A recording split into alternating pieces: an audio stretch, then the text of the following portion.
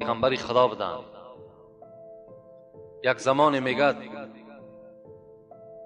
به تجارت برآمد، در راه با یک راهزنی میگد، با یک آدمی که از خدا و پیغمبر خدا دور است رو پرو شدند. اون کس میگد سواره اسب بود و در دستش یک شمشیری داشت و میگد با این ابو معاف تهدید کرد و ابو معاف گفت من میدانم مراد تو گرفتن همین مال و اسباب انجام من است، من بر این راضی هستم. لیکن این مرد میگد نه، گفت اسباب انجام تو را از خود میکنم و بزم این باز خونی تو را چکار میکنم، میریزانم و تو را قتل میکنم. البته راهزن، کسی که از خدا نمیترسد، برای او ریزاندن خون، چی پیغمبر باشد، چی عالم باشد، چی کسی نباشد، برای او هیچ اهمیتی ندارد. این مرد وقتی که میگه این سخن شنید، یک بیشه خالی در حال که محب خدا بود و راهی از این شکنجه خلاص شدنش بجز از خدا دیگر از هیچ چیز ندانست، میگه جای نماز خدا پرتافت، گفت اگر رخصت باشد 2 رکعت نماز پیش از آنی که من به هلاکت میرسم 2 رکعت نماز به سوی خدای خود بخوانم، بعدا مرحمت هر چیزی که میخوای کردن بگیر. حضرت میگه 2 رکعت نماز خواندن و بعد نماز میگه از صدق دل دستی به دعا برداشتند و از خدای خود زاره کردند. پروردگار را گفتند تو خود بینا هستی، تو خود شنوا هستی، من یکی از محب تو، محب پیغمبر تو هستم. بجز راه حلال دیگر هیچ راه را برای خود انتخاب نکردم. تجارت میکنم، فرزندهای خود ما از حساب مهنت خودم میخورانم. امروز در این ظالمی تو گرفتار شدم. پروردگارا یک راه نجات برای من نصیب بگردان. خدایا من میدانم تو به تمام کار قادر هستی. خدایا مرا ناامید نساز. این بنده میگد با یک آب چشم، با یک صدق دل از خدای خود میگد تضرع و زاری کرد. و مجرد میگه از بالای جای نماز خیست، نگاه کرد که یک اسب بالاش کسی سوار است و با یک سرعت بلند به سوی همین بنده چکار میکند؟ حرکت میکند. نزدیک شد، میگه شمشیر خدا میگه کشید و به گردن همین ظالم چکار کرد؟ زد. این بنده حیران شد، گفت ای دوستی خدا تو کی هستی که در یک زمان حاضر شدی که برای من بسیاری بسیار تو لازمی بودی؟ گفت من ملائک از ملائک خدا هستم. وقتی تو گفت فریاد زدی که ای فریاد رس به داد من برس، ای فریاد رس به داد من برس، دروازه های گفت آسمان خدا کشاده کرد و تمام ملائکه ها زاره و تولا داشتن که پروردگارا مرا روان کن، مرا روان کن. لیکن من هم که زاره و تولای بسیار کردم، خدا که دعا را دوست می دارد مرا روان کرد که رفته این بنده مرا از دست این ظالم خلاص بگردان. من آمدم و تو را به واسطه همین دعایی که کردی خلاصت گردانیدم و بر تمام امت رسول اکرم برسان. هر حاجتی که بر اونها میرسد 2 رکعت نماز بخوانند، از خدای عالمیان طلب کنند. خداوند هیچگاه دعای اونها را چکار نمی کند؟ رد نمی سازد. یا ملائکه، خدا میگوید اینی قد استحییت من عبدی و لیس له غیری.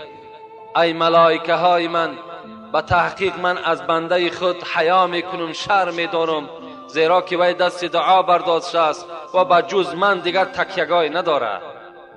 بنده در اصل بجز خدای خود دیگر تکیه‌گاه نداریم. آخر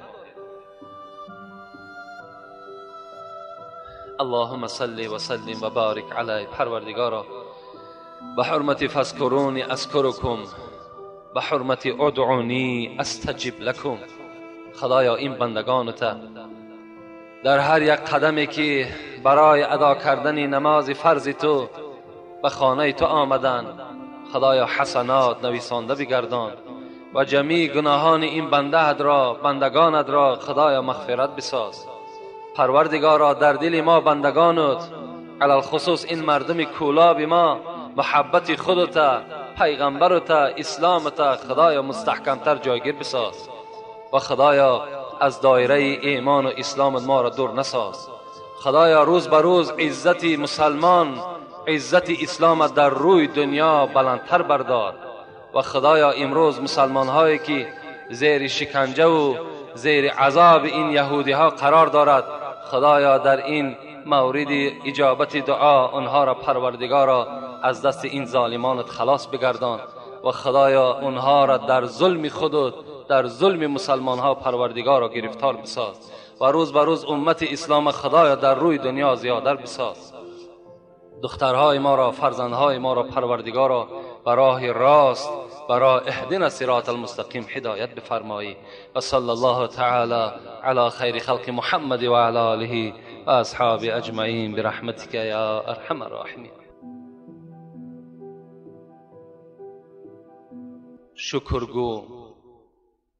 شکرگو ای دل که در خیل مسلمان آفرید. شکرگو ای دل که در خیل مسلمان آفرید. عارفی خود کرده هم با نور ایمان آفرید. پا و دست و چشم بینا داد عقل و اختیار. پا و دست و چشم بینا داد عقل و اختیار. در دهانم این زبانی خود ثناخوان آفرید. نعمتی بسیار پیدا کرد بهر طاعتش. نعمتی بسیار پیدا کرد بهر طاعتش. باغ جنت را بر اهل محبان آفرید.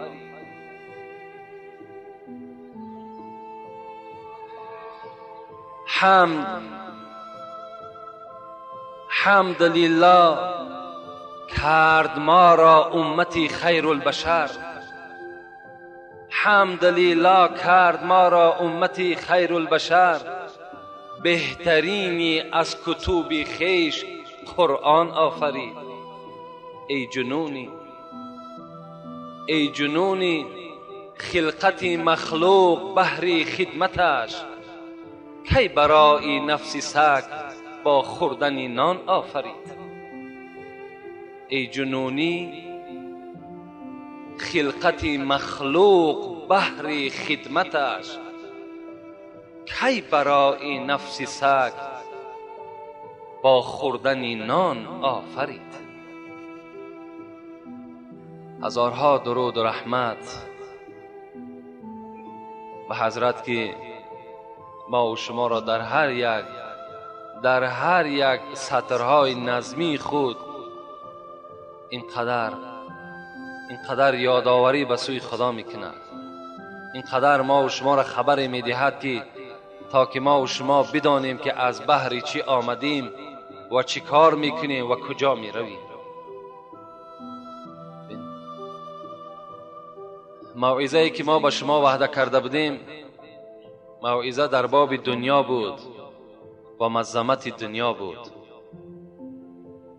و در بین هفته ای که ما حضور نداشتیم با تکلیف بعضی از برادرها البته به خوجند رفته بودیم.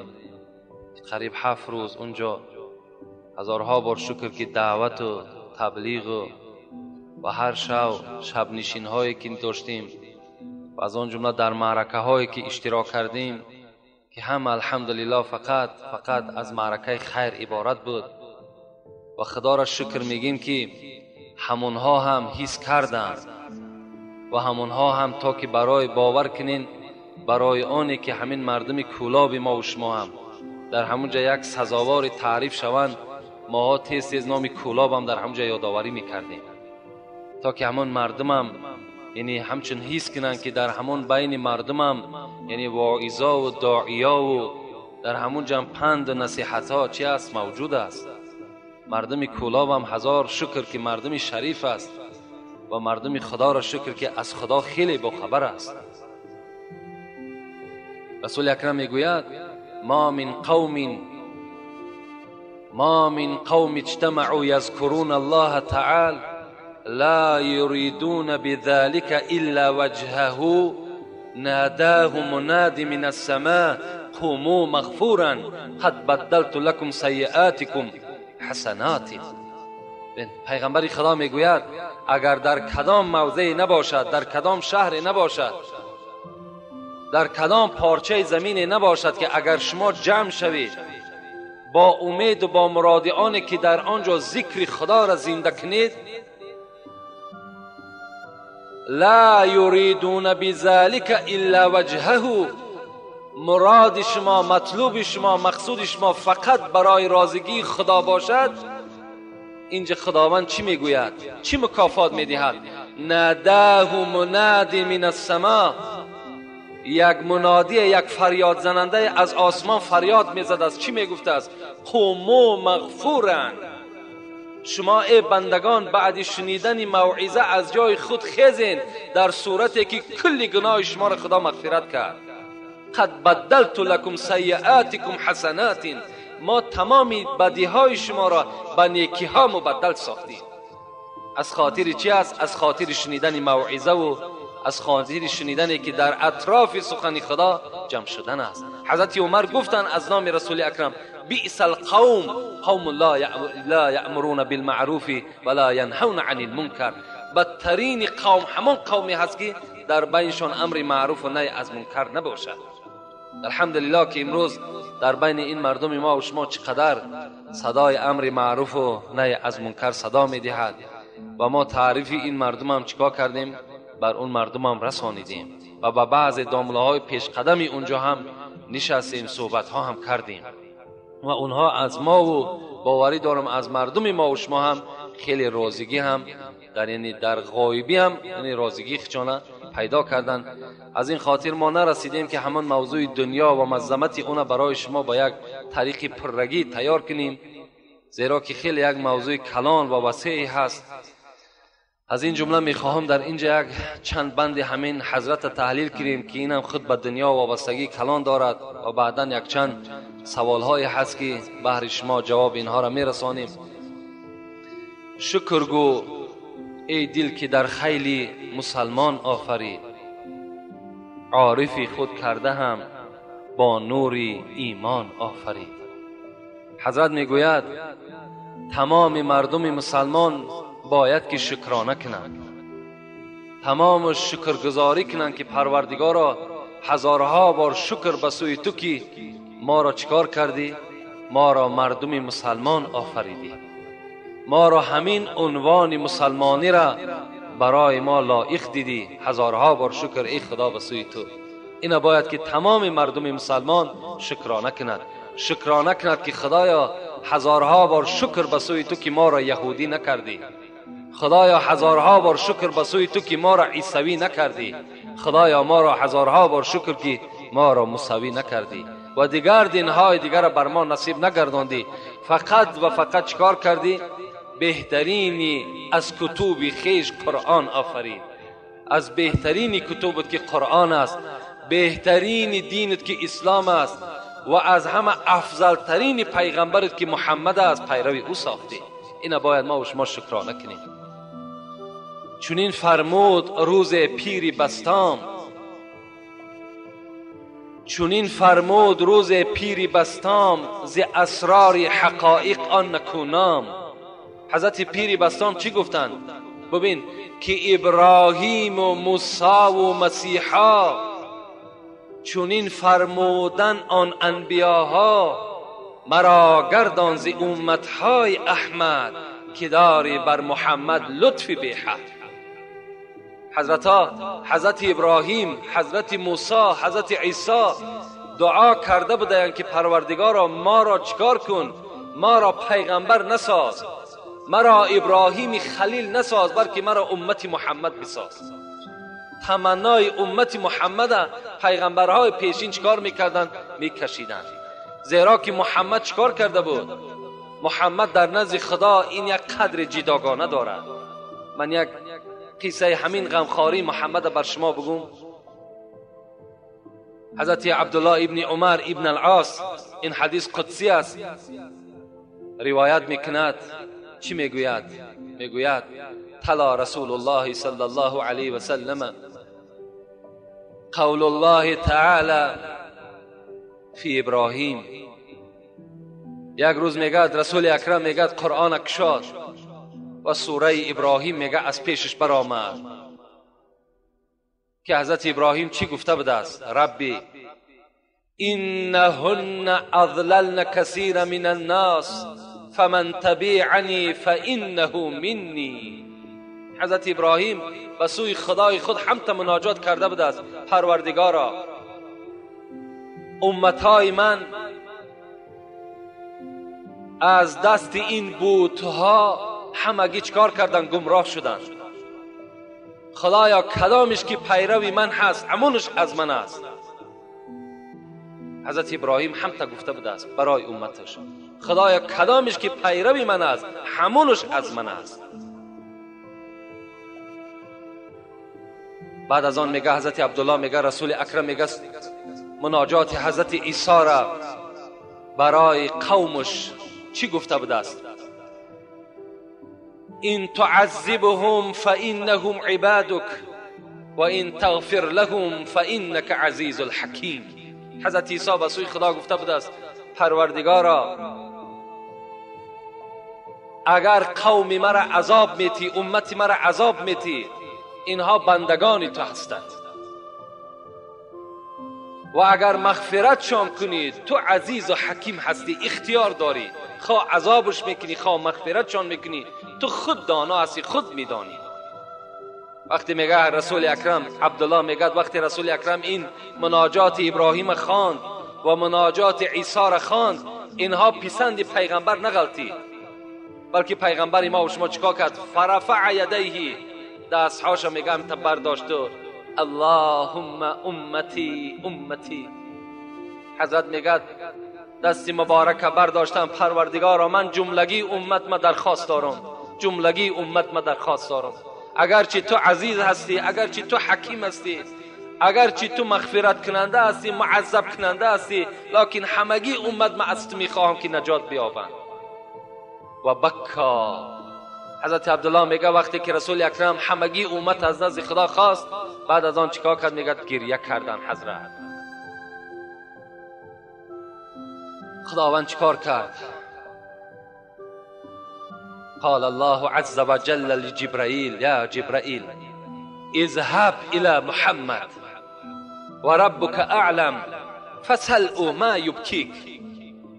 ای جبرائیل گفت پایان شو، پایان شو، دیدی که حبیبی من گریه دارد، من میدانم که این حبیبی من برای چی گریه دارد. و ربک اعلم، خدای محمد داناست، میداند که محمد برای چی گریه میکند، لکن تو از او پرسان کن برای چی گریه میکنی. فاتانی جبرائیل فسأله فاخبره رسول الله صلی الله علیه و سلم بما قال. آمد نزد رسول اکرم، گفته حبیبی خدا گفت از گریه تو خدای تو درکدار است و خدای تو میداند برای چی تو گریه میکنی، خبر بیته گریه تو سببش چی است؟ رسول اکرم گفتند گریه را سببش گفتند. جبرائیل میگه در حال نزد خدا رفت و خبر داد که خدای خود دانا هستی و شنیدی که محمد چی میخواهد. بار دیگر جبرائیل روان کرد، گفت اذهب الی محمد فقل إنا سنرزيك في امتك ولا نسوءك. محمد ای جبرائیل پیش محمد برو و بر محمد من برسان که این سنرزیک، من زود است که محمد راضی می سازم، ولا نسوءک، همگی جمله امت قطعی فراموشش نمیکنم. من محمد با همراهی امتش فراموش نمیکنم. رفته بر محمد بگو که گریه نکنه. این یک مکافات، یک هدیه از نزد خدا برای محمد و برای جمله امت محمد بود. از این خاطر است که خدا در قرآن چی گفت؟ ولسوف یعطیک ربک فترضی در سوره ضحی. ای محمد زود است که من تو را در قیامت از خودم راضی می سازم. این راضی ساختن مفسرای قرآن به چی میگن؟ میگن این بیرق شفاعت است. بیرق شفاعت در دست رسول اکرم میدهد و رسول اکرم جملگی امت چکار میکند؟ شفاعت میکند. وقتی این آیت آمد میگد ولسوف یعطیک ربک فترضی، زود است که ای محمد من تو را در محشرگاه در قیامت راضی میسازم، رسول اکرم چی گفتن؟ اذن لا ارضى و واحدا من امتی فی النار. پروردگارا، ای خدای تبارک و تعالی گفت این هنگام من از تو راضی نمیشم تا زمانی که اگر یک امتی من در آتش دوزخ باشد، من از تو راضی نمیشم. تا زمانی که امتی من در دوزخ باشد من از تو راضی نمیشم. خدایا گفت تا اگر جملگی را از آتش دوزخ خلاص نکنی رضاگی محمد و حبیب تو نمیابی. گفت خداوند بر این راضی شد. نماند به زندان دوزخ اسیر، نماند به زندان دوزخ اسیر کسی را که باشد چنین دستگیر.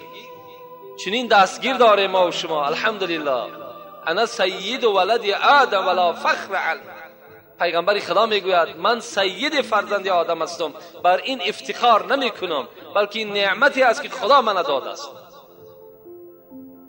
نماند به عصیان کسی در گرو که دارد چنین سید پیش رو. هیچ کس از حساب عصیان و گناهشم در عذاب خدا ابدی نمیماند مادامی که چنین سرور و چنین پیشوای ما و شما نصیب داریم.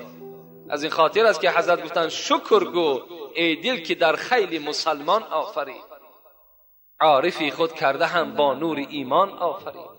اینا شکر کنیم، شکر کنیم که خدا را شکر که ما را مسلمان کرد، خدا را شکر که ما را اسلام داد. خود خدا چی میگه؟ و رضیت لکم الاسلام دینا. من از همه بندگانم در صورت راضی میشم که اگر دین اسلام داشته باشند، دین عیسوی نداشته باشند، که امروز تبلیغ های عیسوی در تمام مردم تمام جمهوری ما و شما امروز یک رواج رونق یافته است. در تمام دوشنبه و در تمام مردم خوجند و در تمام جا تبلیغ دین عیسوی با واسطه پول و مال چکار دارد؟ رواج رونق یافته ایستاده است. از کمبغلی ما و شما، از قشاقی ما و شما، از جاهلی و نافهمی ما و شما استفاده میکنند و ما